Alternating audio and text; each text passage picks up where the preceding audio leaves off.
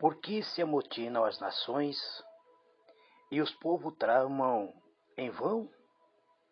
Os reis da terra levantam e os príncipes junto conspiram contra o Senhor e contra o seu ungido, dizendo: rompamos as suas ataduras e sacudamos de nós as suas cordas. Aquele que está sentado nos céus se rirá. O Senhor zombará deles. Então lhe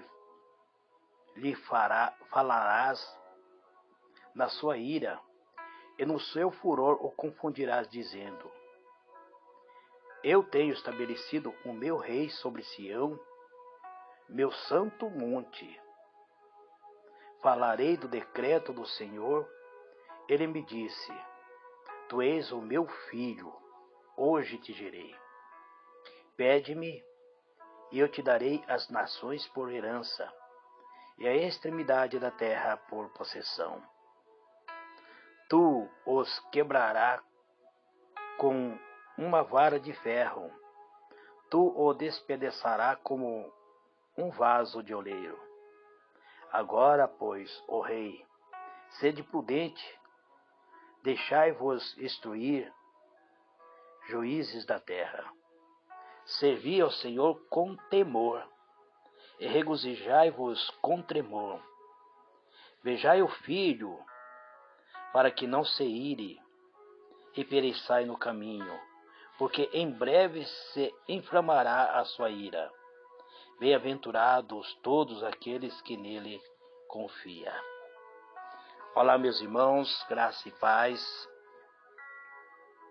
Eu sou vosso irmão em Cristo, Gregório Louveira, apresentador da mensagem Buscando a Sabedoria. A mensagem Buscando a Sabedoria de hoje encontra-se no livro de Salmos, Salmo capítulo 2. Esse salmo contém ao todo 12 versículos. Eu vou, na medida do possível, tentar transmitir esta palavra para todos os irmãos. O salmista diz, ele fala sobre o rei, ou aquele escolhido por Deus. Ele começa com uma interrogação dizendo: por que as nações pagãs planejam revolta? Por que os povos fazem planos tão tolos? Ele está dizendo que as nações planejam revolta. Muitos consideram que o Salmo 1 e 2 estejam relacionados, já que apresenta o tema dos dois caminhos, ou duas condutas diferentes, de um ponto de vista individual e de um ponto de vista comunitário e nacional. Então, o Salmo 1 e 2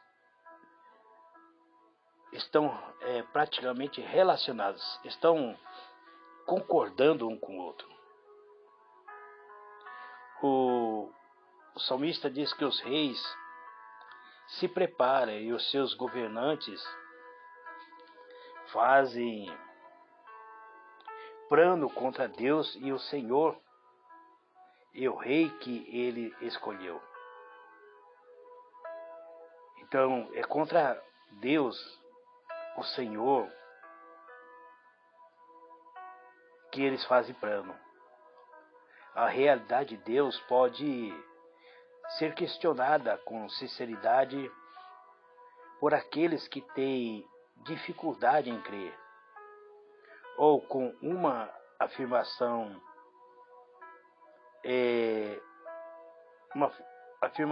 negadora, como fazem muitos ateus. Outra posição aqui criticada é a dos que zomba do Senhor e dos que nele e daqueles que nele creem. A revelação bíblica demonstra que qualquer governo, ou seja, toda autoridade neste mundo, está sujeito ao poder do Rei dos Reis. Além disso, tanto hoje quanto na época do salmista, podemos ver, ouvir e ler sobre a oposição e a conspiração dos governantes contra os valores do rei, ou seja, os valores do reino de Deus. Existe uma lei que está transitando, que se for aprovado, será considerado crime pregar o Evangelho de Cristo. Será considerado crime você tentar levar outras pessoas a conhecerem a Deus. Então essa lei está prestes a ser aprovada agora em setembro, próximo mês agora, e é um meio que os governantes usam para se opor a Deus, para se opor aos valores do reino de Deus. A justiça ou a igualdade, a paz e o amor e a misericórdia, tudo isso os governantes terrenos tentam se opor. Eles se opõem contra Cristo, o rei que Deus escolheu. Então, Cristo é o ungido. Quando a palavra de Deus se refere ao rei como escolhido de Deus, mais especificamente fala sobre Jesus, o Messias, como o Novo Testamento confirma amplamente no livro de Atos do Apóstolo 13:33, Hebreus 1:5 e também no capítulo 5, verso 5. Então nós vemos que nesse salmo fala sobre o ungido por Deus. E quem é o ungido? O único que é ungido por Deus é Cristo.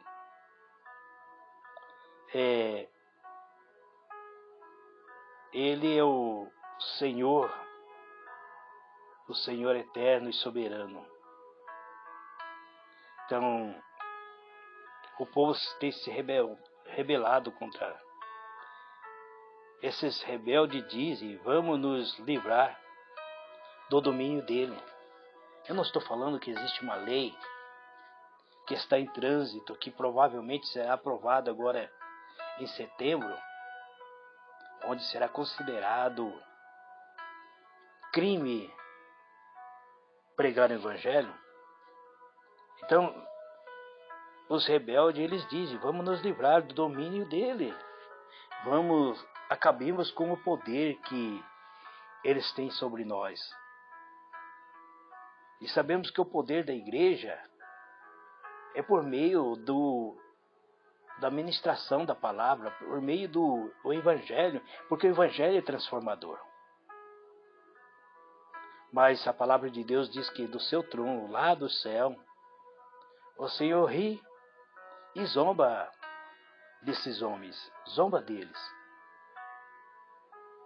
A revolução e a rebelião a nível mundial produz temor, preocupação e ansiedade para todos nós. Nós temos acompanhado os noticiários sobre a guerra da Rússia, da Ucrânia, e todos ficam preocupados por causa da economia. Mas para Deus, tudo isso produz simplesmente riso, nojo, e também um furor que assusta os revoltados. Deus se afirma como o Senhor da história, porque em suas mãos está o destino dos reis, dos governos e do povo. Não há a menor chance de Deus ser derrotado. O versículo 5 diz: então, muito irado, ele os ameaça, e os assusta com o furor.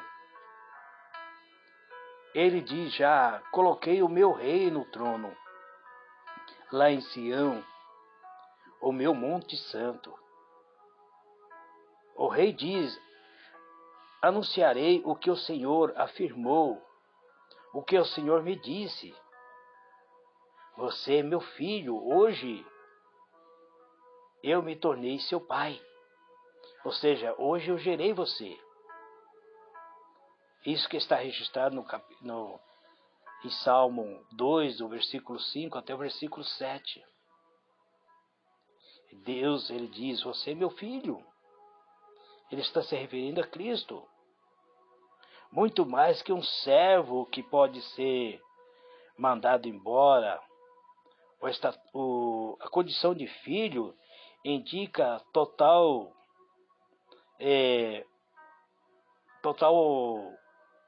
relação de família.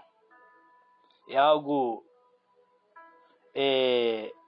que não pode ser desfeito, é indissolúvel. O Novo Testamento deixa claro que é de Jesus que o salmista fala aqui no capítulo 2. E também aplica esse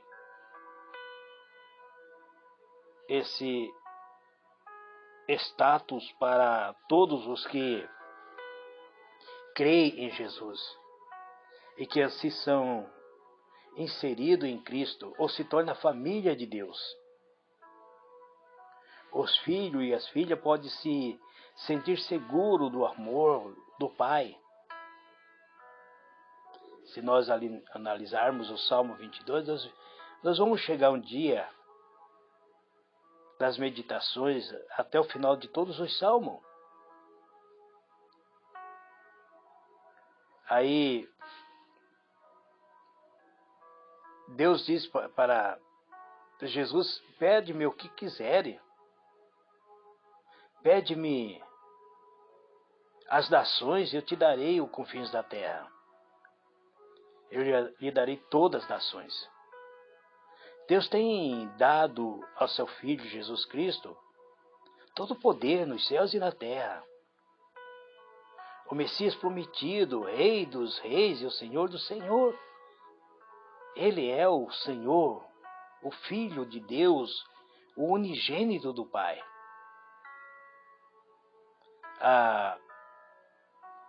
Ele é o eterno.